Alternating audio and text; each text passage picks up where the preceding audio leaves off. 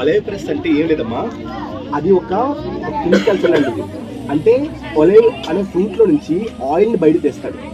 ఒలైవ్ అనే ఫ్రూట్ నుంచి ఆయిల్ ని బయటికి తెస్తారు. That is called as olive press. So అమ్మ చూడండమ్మా, అన్ని సబ్జెక్ట్స్ అయిపోయాయి. లాస్ట్ అండ్ ఫైనల్ సబ్జెక్ట్ ఏంటి? Social.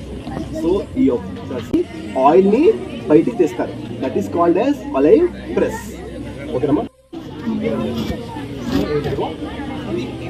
Civic abilities. Civic abilities ఒక మనం వెరీ షార్ట్ చూస్తాం. సివిక్ ఎబిలిటీస్ అంటే ఏమీ లేదు. ఐ మీన్ ఇప్పుడు ఎగ్జాంపుల్ లోకల్ అథారిటీస్ ఉంటారు విలేజ్లోనే. ఆ లోకల్ విలేజ్లో కాదు, ఎక్కడ అవ్వచ్చు, లోకల్ అథారిటీస్ వాళ్ళు మనకంటూ కొన్ని ఫెసిలిటీస్ అరేంజ్ చేస్తారు. మన లైఫ్ని బెటర్గా రన్ చేయడానికి, మన లైఫ్ని బెటర్గా చేయడం కోసం లోకల్ అథారిటీస్ వాళ్ళు మనకు కొన్ని వసతులు కల్పిస్తారు. అదే civic abilities. So business out sourcing అంటే ఏం తెలుసమ్మా, థర్డ్ పార్టీ వాళ్ళు ఇన్వాల్వ్ అవడం, వాళ్ళు హ్యాండిల్ చేస్తారు, వాళ్ళే మొత్తం అంతా దాన్ని హ్యాండిల్ చేస్తారు. ఏంటి? మనీఫోల్డ్. సో మేనిఫోల్డ్ అని చూడడం వ్యారియస్, అనేకమైన, వివిధ, ఎక్కువగా, లాట్ ఆఫ్, ఎక్కువగా, వ్యారియస్, అనేక దాన్ని ఏమంటారు? మేనిఫోల్డ్ అని. రెడ్రెసల్ తెలుసా? కాంపెన్సేషన్. ఏంటి? నష్టపరిహారం. ఏదైనా పరిహారం ఇవ్వడం కోసం ఏమంటారు? రెడ్రెసల్ అని అంటారు. ఎవరి డౌట్?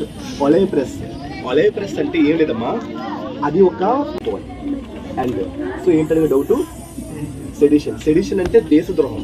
సెడిషన్ ఏమంటారు? దేశద్రోహాన్ని సెడిషన్ అని అంటారు. ఏంటి? ఎడిబుల్ ఆయిల్ అంటే ఏం తెలుసమ్మా, ఒక ఆయిల్ని ప్లాంట్స్ నుంచి కానీ, యానిమల్స్ నుంచి కానీ తీస్తాడు. దాన్ని తీసి హ్యూమన్ ఒక కన్జంప్షన్ కోసం యూజ్ చేస్తారు. అంటే మనుషులు తినడానికి యూజ్ చేసుకుంటారు ఆయిల్. మనుషులు తినడానికి యూజ్ చేసుకున్న ఆయిల్ అది. ఎక్కడి నుంచి డెరైవ్ చేస్తారు? దాన్ని ఎక్కడి నుంచి తీసుకొస్తారు? ప్లాంట్స్ నుంచి, యానిమల్స్ నుంచి దాన్ని తీసుకొని వస్తారు. That is called edible oil. ఒకవేళ వెరీ షార్ట్ మీకు what is mean by edible oil ఇస్తే మీరు ఏం రాయాలి?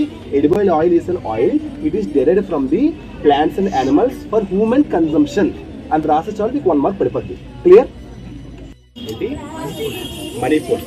So female feticide and female infanticide are still practiced in various parts of India. Female fixed and female infanticide. Female infanticide అంటే కావాలనే పుట్టిన అమ్మాయిని చంపేయడం. అంటే పుట్టిన అమ్మాయిని చంపేస్తారు చూసుకో, ఆడపిల్ల పుట్టిన చంపేస్తారు. దాన్ని ఏమంటారు? ఫీమేల్ ఇన్ఫాంటిసైడ్ అంటారు. వెరీ షార్ట్ లో ఫీమేల్ ఇన్ఫాంటిసైడ్ అని పోసేస్తే అది రాస్తారు. ఏంటి? అప్పుడే పుట్టిన ఆడపిల్లని చంపేయడం. గర్భం బయటకు వచ్చిన తర్వాత దాన్ని ఏమంటారు? Female infanticide. మరి what is mean by female feticide? మరి ఫీమేల్ ఫిట్సైడ్ అంటే ఏంటి? ఫీమేల్ ఫిట్సైడ్ అంటే చట్టపరంగా చంపడం. అంటే లీగల్గా గవర్నమెంట్ ఇచ్చిన రూల్స్తో లీగల్గా అబార్షన్తో చంపడం. అబార్షన్ చేస్తున్న చూసావా, కడుపులో ఉన్నప్పుడు అబార్షన్ చేస్తారు. కడుపునప్పుడు అబార్షన్ చేయాలంటే ఖచ్చితంగా గవర్నమెంట్ డాక్టర్ చేయడు, తప్పనిసరి సర్టిఫికేట్స్ అవన్నీ ఉంటేనే చేస్తాడు.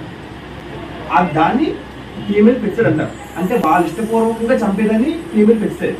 కావాలని ఆడపిల్ల చంపేస్తే బయటకు వచ్చిన దాన్ని ఏమంటారు? Female infanticide. అలాంటివి ఇండియాలో ఇప్పటికీ జరుగుతూనే ఉన్నాయి. గర్భంలో చంపేయడం, గర్భం దాల్చిన తర్వాత చంపేయడం ఆడపిల్లల్ని ఇంకా ఇండియాలో జరుగుతూనే ఉన్నాయి. అర్థమైంది? What is main by difference between female fixed and female fixed and eco.